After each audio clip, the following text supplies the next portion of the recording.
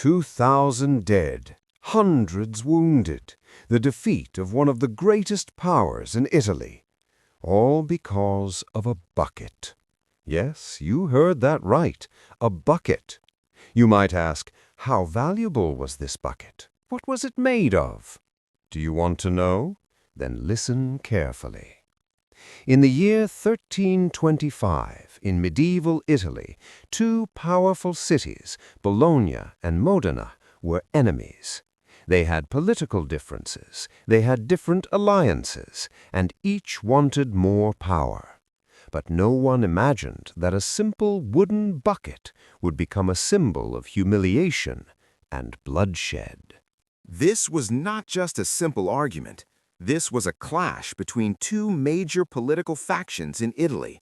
And one night, soldiers from Modena secretly entered Bologna.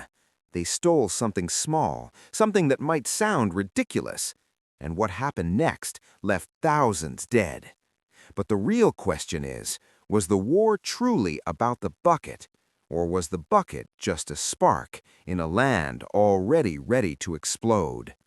You might say, how can two cities in the same country fight each other? Is that even possible? Yes, but listen carefully.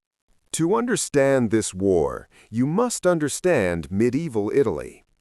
Italy was not a united country.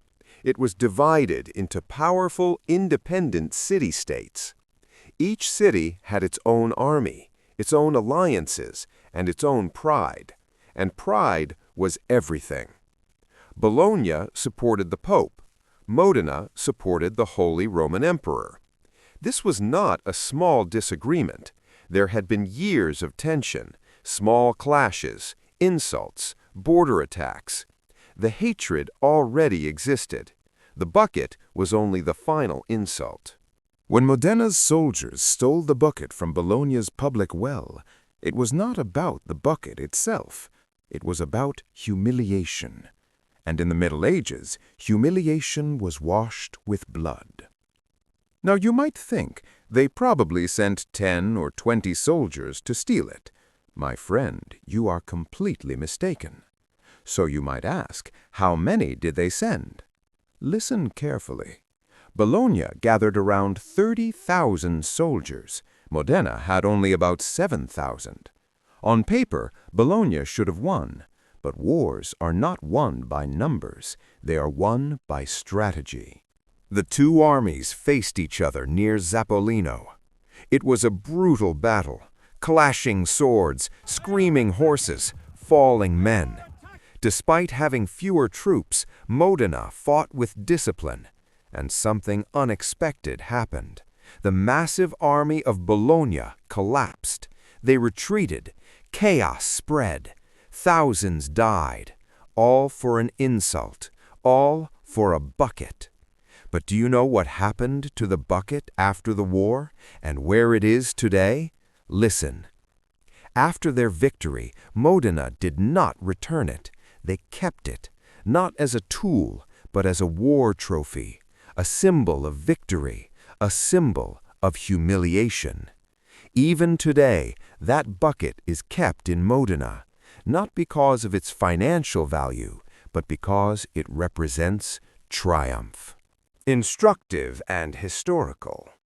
Thousands died, but what remained? A wooden bucket. Now let's be honest, no one truly dies for a bucket. They die for pride, for power, for identity. The bucket was only a symbol, a small spark, but ordinary people paid the price. So, what is the lesson? Sometimes what we see is not the real reason. Symbols have power. They can unite, they can divide, and they can create wars. The war of the bucket sounds ridiculous until you realize human nature has not changed. Pride still blinds, power still corrupts, and small insults can still turn into great wars. So tell me in the comments, have we learned anything? If yes, what? In my opinion, you still haven't learned anything, because you still don't know about the army that killed 10,000 of its own men. That video is on this channel. If you want to learn, subscribe and turn on the bell so you'll be the first to know when we upload.